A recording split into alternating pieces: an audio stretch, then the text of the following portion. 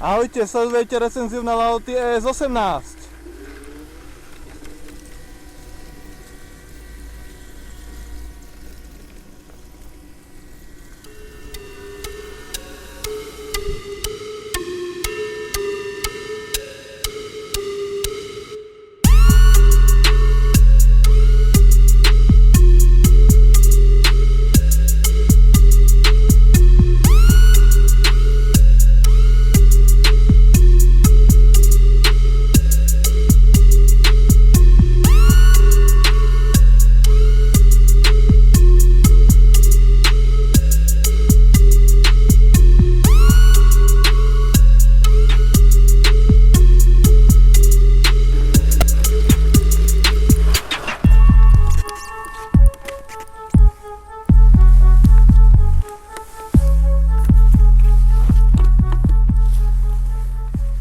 Ahojte, takže toto je Lauti ES18, je to 5600W kolobežka, dual motor, 31 A batéria, teda 31 Ah batéria a dnes si niečo povieme o tejto kolobežke. Ako som spokojný, najazdil som na ňu už 400 km, čo všetko som musel spraviť preto, aby tá kolobežka bola viac ako 100% funkčná. Pretože každú čínsku veľkú kolobežku potrebujete trošku upraviť na to, aby ste boli byť s ňou 100% spokojní. Takže v prvom rade si ešte možno, že povedzme, čo tá kolobežka je zač. Ja som objednal túto kolobežku z Banggoodu a došla presne za 50 dní UPS-kom bez nejakých ďalších problémov. Ak ju budete objednávať, môže sa stať, že približne po nejakých až 2 týždňoch sa vám zobrazí tracking, ktorý bude zamrznutý ďalšie 4 týždne a až posledných 5-6 dní uvidíte presne, kde sa tá kolobežka pohybuje. V prvom rade musím Banggood pochváliť za to, že v balení táto kolobežka má európsku nabíjačku, čo je super, ale na druhej strane má tá kolobežka iba 2 A nabíjačku, čiže to je trošku škoda, pretože táto veľká 31 Ah baterka sa bude nabíjať viac ako 11 hodín.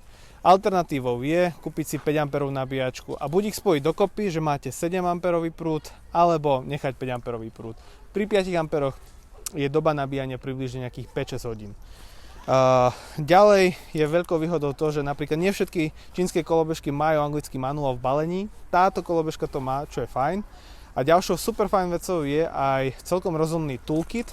To znamená malé zariadenia, kľúče a nastavce imbusy, tak aby ste túto kolobežku mohli podoťahovať úplne tak, ako je naozaj potrebné ešte urobiť to pred prvou jazdou. Takže za to palec hore. Samozrejme nechýba v tejto kolobežke aj sedadlo. To sedadlo môžete používať na dlhšie cesty, ja to využívam v meste, rovno aj tieto späťaky, ktoré sú tu, ale o tom neskôr. Čo je dôležité urobiť pred prvou jazdou na tejto kolobežke? Táto kolobežka má jednu obrovskú nevýhodu, že nič na nej nie je zosilikonované v tomto dekli vo vnútri. Takže je potrebné upevniť poriadne baterku dovnútra, ktorá ale pozor opiera sa o týchto 6 skrutiek, ktoré sú tuto dole, ktoré sa nachádzajú tu, je to aj spredu, aj zozadu, ale zozadu nám to nevadí, pretože vzadu sú umiestnené ovládače, tzv. Kontrolery, ale vpredu nám to bude vadiť, pretože z vnútornej strany sú šeskové matice a tie priamo opierajú o baterku. Tu som zalial kovovým gitom tieto spodné šroby, ktoré slúžia na prenášanie. Podľa Piráta som tu vložil tento deklík, všetkých 6 šrobov, ktorých je tu, ktoré sú tu, som zasilikonoval predtým. Vložil to tam a ešte raz trošičku zasilikonoval. A je pekne vidieť, že aj silikon nebol nikde, takže dal som ho tu. Neskôr ho dám ešte aj tu, aby bol poriadne. A to isté platí aj pri tomto svetle. A rovnako aj táto časť, a toto vlastne máme stojan. Tiež som tam dal silikon a ešte aj tento plast, aby to sa batériou nestalo toto. Ak to neurobíte tieto úpravy, že vám kolobežka môže začať aj horieť, nakoľko sa môžu veľmi dramaticky poškodiť články batérie. Potom tuto zo spodu máme ešte dve skrutky, dve matice, ktoré vlastne slúžia na prenos. majú gumený profil z vonkajšej strany a z vnútornej strany je dobré tam dať silikón, aby sa tam nedostala voda, ak náhodou sa stane situácia, že budete v daždi. Tým, že táto kolobežka má veľkú 31 A batériu, je tam málo miesta a to znamená to, že je tam aj menej miesta pre káble. Je potrebné tam trošičku robiť poriadok s tými káblami, nie je to nič ťažké, tak aby to mohlo fungovať, dá sa to veľmi rýchlo spraviť. Silikón som ja osobne dal teda všade tam, kde som uznal za vhodné, že je to potrebné, a takisto je dôležité dať ten silikón aj z vnútornej strany týchto nabíjacích portov, pretože sú tam úplne holé káble. A ďalej silikón som ešte dal do týchto krajov, kde najviac môže byť voda, kde najviac môže prenikať voda, a rovnako aj tuto dopredu pod tieto káble, ktoré sú tu. Toto už je môj vlastný upgrade. Čo je zaujímavé to, že maximálna rýchlosť tejto kolobežky je udávaná na 25 km za hodinu, čo je strašne veľká sranda, ale je to dobré, ak by sa vás policajti pýtali, že aká je tá kolobežka silná, to je celkom fajn. 31,2 Ah je dosť na to, aby vám tá kolobežka v dojazde vydržala 70 až možno pre niekoho aj 100 km. Toto sú dva nabíjacie porty. Škoda, že kolobežka došla iba s jedným portom, ale viete si dokúpiť nabíjačku a nabíjať to. Myslím, že maximálne 8 A. Myslím, že táto kolobežka je úplne perfektná do mesta a zvládne aj nejaký ten terén.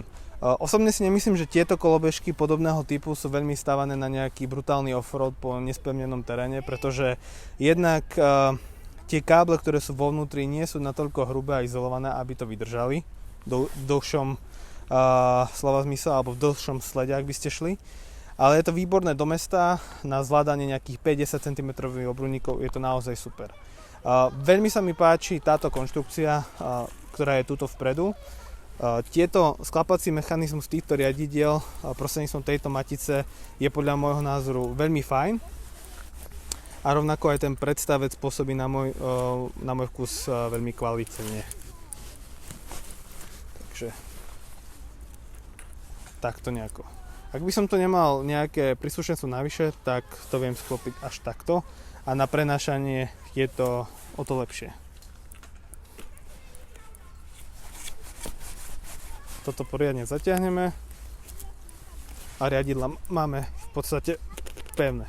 Sklapanie potom funguje takto, že dáme dole tento červený, teda bordový jazyk a zložíme to touto skrutkou. Následne sa nám kolobežka zasekne a môžeme ju pekne preniesť. Váha tejto kolobežky by mala byť zhruba nejakých 44, možno 45 kg, maximálne však do 50. Čo sa mi páči na tejto kolobežke je to, či už zadný alebo predný tlmič sa dá nastaviť, dá sa odnímať, dá sa vymeniť za nový, lepší, tuhší alebo mäkší, podľa toho, kto aký potrebuje, a je to fajn, rozhodne je to dobré, pokiaľ to chceme meniť. Čo však ale nie je možno dobré, je to, že nie je žiadnym spôsobom chránený a počasie to začne vrzgať, ako si to môžete všimnúť tuto na tom prednom. Na zadnom som tam dal takú gumenú krytku, ktorá sa dá za pár eur alebo za euro, za dve kúpiť aj na AliExpresse. Link na to a na ostatné ďalšie príslušenstvo, ktoré som tu použil pri tejto kolobežke, môžete nájsť v popise tohto videa. Pravdepodobne sa vám to zíde.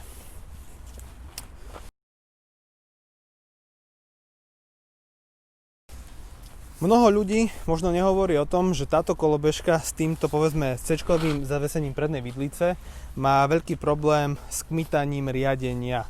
Nie všetky kolobežky tým trpia, ale táto kolobežka má s tým problém a málo kto o tom hovoril. Samozrejme, je tu riešenie, ktoré umožní eliminovať toto kmitavé riadenie alebo wobbling, ak chceme, alebo ja tomu hovorím tancovanie kolobežky. To kmitavé riadenie dokážeme eliminovať tým, že dokupíme takýto, volá sa to v angličtine steering damper, alebo ak chceme tlmič riadenia. A vďaka 3D komponentom sa to dá potom pekne nastaviť tak, aby tieto svetlá, ktoré sú od Novoty tuto, nám nezavadzali pri tom, ale vieme ich posunúť vyššie, vyzerá to možno aj o niečo lepšie, a ten steering damper, tlmič riadenia vieme takto pripojiť. Tu vieme meniť intenzitu riadenia, aby bolo tuhšie alebo menej tuhšie a tým eliminujeme aj hlavne vo vyšších rýchlostiach to, že nám kolobežka začne tancovať. Chcel by som sa touto cestou veľmi pekne poďakovať chalanom Rastovi Kucmanovi a Martinovi Šmídovi za to, že sa im podarilo vytlačiť alebo urobiť na 3D tlačiarni tieto fajly, vďaka ktorým sa dali tieto veci vytlačiť a rovnako aj, že oni sami testami a pokusmi dokázali urobiť ten steering damper čo najlepšie a najjednoduchšie, pretože ak je ten steering damper čím bližšie k riadeniu, tým nám umožní takmer plnohodnotné zatáčanie kolobežky do rôznych strán. Čím ďalej je ten tlmič riadenia od tohto riadenia, tým sa nám zníži tá páka a zníži sa aj zatáčanie, čo môže byť veľmi nepríjemné. Toto naozaj eliminuje to kmitavé riadenie a je to pravdepodobne len jediný tento neduch tejto kolobežky, ktorá je inak podľa môjho názoru veľmi dobrá a veľmi fajn. Poďme si zhrnúť nejaké tie dobré vlastnosti tejto kolobežky Lauti ES18. V prvom rade je to konštrukcia. Tá konštrukcia je naozaj fajn, z dobrých materiálov, je ťažká a to riadenie, pokiaľ tam dáme ten steering damper a teda tlmič riadenie je naozaj veľmi dobré, veľmi fajn a ľudia sa za vami budú určite otáčať a budete pôsobiť s veľkým rešpektom, či už na cyklistickom chodníku alebo na ceste. Skvelou správou sú terénne 11-palcové kolesa. V každom kolese máme 2800 W výkon. Obe kolesa sú dušové, teda majú dušu a veľmi dobre alebo jednoduchšie sa dá meniť guma koleso ako na povedzme bojede alebo možno iných bezdušových kolobežkách, pretože v tom kolese máme náboj, ktorý vlastne vieme dať preč 6 imbusovými šrobami, ten náboj oddeliť a koleso vyzuť. Opraviť defekt a nazvať tam naspäť to koleso. Či už tam budeme chcieť dávať terénnu pneumatiku alebo cestnú pneumatiku alebo čokoľvek. Takže toto je podľa mňa veľmi fajn. A druhou skvelou vlastnosťou tohto kolesa je aj to, že v podstate ono má to ten náboj, v ktorom je umiestnený motor a okolo neho je prakticky vzduch. Že dokáže tam prúdiť vzduch a teoreticky a pravdepodobne aj prakticky by sa mal ten motor menej prehrievať. To je skvelá vec na tom. Druhou skvelou vecou je baterka, tá má 31,2 Ah. Pri mojich 100 kg som dokázal urobiť na nej dojazd približne 83 km. Pravdepodobne by ten dojazd mohol byť ešte väčší, ak by som mal možno naduté kolesa ešte viac. Ale ten dojazd som robil takmer čisto po rovine.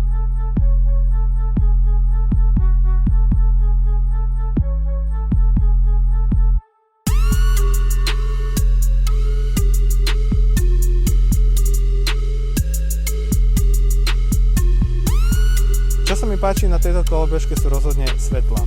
Má to aj zadné smerovky, čo je veľmi fajn a fungujú asi takto.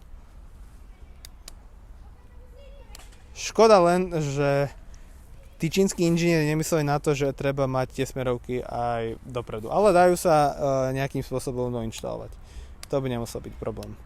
Ďalšou fajn vecou je aj klakson, ten má pravdepodobne cez 100 decibelov. A myslím si, že je to počuť rovnako asi ako aj na aute. Ďalšou dobrou vlastnosťou sú tie tlmiče, o ktorých som už hovoril, ktoré vieme meniť, ktoré vieme aj zmeniť ich tuhosť, aby boli tvrdšie alebo mäkšie pri jazdení.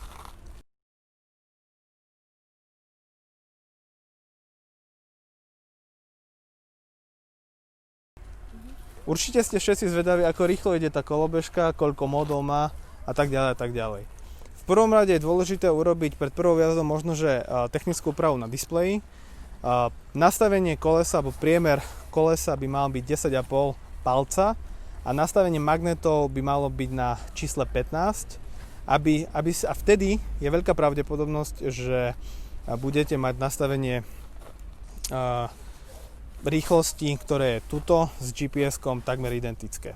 Máme nejaké 3 stupne. Prvý stupeň v ekomóde pri oboch motoroch, teda pri duálnom motore, máme rýchlosť približne nejakých 25 až 30 km za hodinu. Tú istú rýchlosť máme aj pri turbe. Ak už dáme druhý stupeň, tak rýchlosť pri ekomóde máme zhruba rovnakú 25 až 30 km za hodinu, ale pri turbe a pri plnej baterke vie tá rýchlosť byť cez 80 km za hodinu. A musím sa priznať, že plnú rýchlosť pri treťom móde som ešte ani neskúšal. Nemám na to odvahu, ale osobne si myslím, že pri plnej baterke, pri turborežime a trojke bude tá rýchlosť 90 km za hodinu a vyššia. Ak máte túto kolobežku a testovali ste tú rýchlosť, spokojne nám zanechajte koment pod videom. Veľmi ma to zaujímalo, kto s tým išiel rýchlejšie. Ja sa zatiaľ bojím ísť. Myslím si, že aj tých 50-60 km za hodinu je niekedy celkom dosť. Podľa toho, na akej ceste ste. Keď už sme pri týchto módoch, odporúčam osobne ísť vždy dual. Pošetrite káble a tá kolobežka ide lepšie sa možno správa, ako keby sme išli iba zadným. Menej tým trpia najmä káble a menej tým trpí hlavne zadný motor. Takže osobne odporúčam po skúsenostiach aj z Bojedy, aby ste používali duálny motor. Čo je možno, že na druhej strane takou trošičku horšou vlastnosťou je to, že tá kolobežka veľmi trhá, ak máme tam pustený ten duálny motor. Čiže potrebujeme niekoľko kilometrov, mne to trvalo možno 100 kilometrov, pokiaľ som sa s tou kolobežkou naozaj zohral tak, aby to bolo reálne dobrá kolobežka pre mňa, aby som mal z nej naozaj dobrý pocit. Musel som sa s ňou vyslovene zoznámiť a vedieť, že čo všetko môžem od nej očakávať a kedy. Poďme si niečo povedať teraz o zlých vlastnostiach tejto kolobežky. Nie ich veľa, ale tie, ktoré tam sú, stoja za to, aby boli spomenuté. V prvom rade ide o to kmitavé riadenie, teda wobbling. V mojom prípade pri tejto kolobežke to už bolo u rýchlosti 25 km za hodinu, kedy som v stoji pocítil to, že mi kolobežka robí toto. Ja som to nazval, že mi kolobežka tancuje, riadenie, že mi tancuje, a bolo to veľmi nepríjemné a možno, že aj život ohrozujúce pri vyšších rýchlostiach. Ako náhle som tam dal sedačku, tak to kmitanie prestalo zhruba na 80 až 90%, ale stále tam bolo. To sa dá vyriešiť veľmi jednoduchým a veľmi zaujímavým spôsobom, a to inštalovaním tohto tlmiča riadenia. Video na to môžete nájsť v odporúčaných videách nášho kanála. Pomôže to na 95% eliminovať akékoľvek kmitavé riadenie, takže je to naozaj fajn a veľmi dôležité príslušenstvo. A hneď prvá vec, ak túto kolobežku objednáte, potrebujete objednať aj ten tlmič riadenia. Takisto v popise videa vidíte aj 3D fajly, kde si môžete vytlačiť na 3D tlačiarni jednotlivé komponenty, ktoré k tomu ešte budete potrebovať a tak ďalej. Samozrejme budete potrebovať k tomu ešte nejaké skrutky a tak, ale to si môžete pozrieť v samostatnom videu. Trošku možno, že zlou vlastnosťou tejto kolobežky, a je to tiež veľmi dôležité povedať to, že nie je žiadnym spôsobom izolovaný dekel alebo vlastne tá časť, kde je umiestnená batéria, kontroly, kábla a tak ďalej. Takže je potrebné otvoriť dekel, pozrieť sa tam, či je všetko v poriadku, vybrať baterku, dať tam obojstrannú lepiacu pasku, poriadne ju usadiť, obsilikonovať to celé, tam, kde sú tie diery, tak, aby sa tam nedostala voda. Ale aj tak, aj keď to celé obsilikonujete, nie je úplne 100% vode od ona. Takže ak sa chcete vyhnúť vode, tak vôbec nejazdíte. Ale avšak, ak počas jazdy natrafíte nejakú mláku, nejakú pránku alebo niečo, tak ak to budete mať obsilikované, nemala by sa tam dostať voda. Ale nie je to 100% a vždy to robíte iba na svoje vlastné riziko. Inak je to v pohode. Možno môjim takým želaním mohlo byť to, aby tie kolesa, ktoré sú 11-palcové, aby neboli tam šírka kolies 90 mm, ale možno 100. Možno by to bolo niečo lepšie. Nemám to síce úplne potvrdené, ale ak to porovnám možno s Bojedou, tak mal by som ten taký pocit, že pri Bojede to riadenie bolo lepšie, príjemnejšie, jednoduchšie a menej tá kolobežka lietala nejako po tej ceste alebo po tom cyklistickom chodníku. Avšak inštaláciou toho steering dampera alebo teda tlmiča riadenia, takmer celé to riadenie je o mnoho lepšie potom, ale aj tak tá 100 guma tam mohla byť.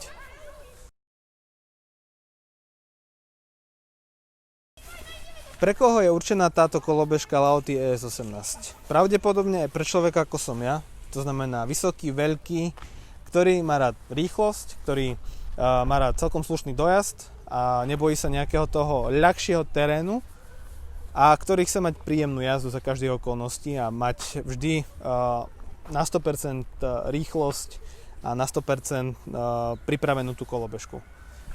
Ak máte radi kolobežky, ktoré majú dojazd 60 a viac kilometrov, ktoré majú vysoký výkon, dobré odpruženie a celkovo veľmi fajn dizajn, myslím si, že tá kolobežka Lauti S18 bude práve pre vás. Avšak budete potrebovať ako takmer pri každej čínskej kolobežke nejaké tie veci dorobiť. Takže vždy to nie je úplne 100% kolobežka, pokiaľ sa bavíme o kolobežkách z Číny. Ďakujeme, že ste si pozreli túto recenziu na kolobežku Lauti ES18. Ja pevne verím, že som vám zodpovedal všetky otázky, ktoré ste na túto kolobežku mali. Ak nie, tak nám zanechajte komentár a pokúsim sa vám na vaše otázky ďalej zodpovedať. Prípadne možno, že urobím ešte nejaké doplnkové videá. Nezabudnite sledovať náš kanál, dať odber na tento kanál a pozrieť si všetky videá z tohto playlistu o elektrických kolobežkách, elektrických bicykloch, ktoré zatiaľ máme a ktoré ešte v budúcnosti verím, že pribudnú. Aj vďaka vašej podpore mohla byť táto recenzia na túto kolobežku uverejnená. Ahojte.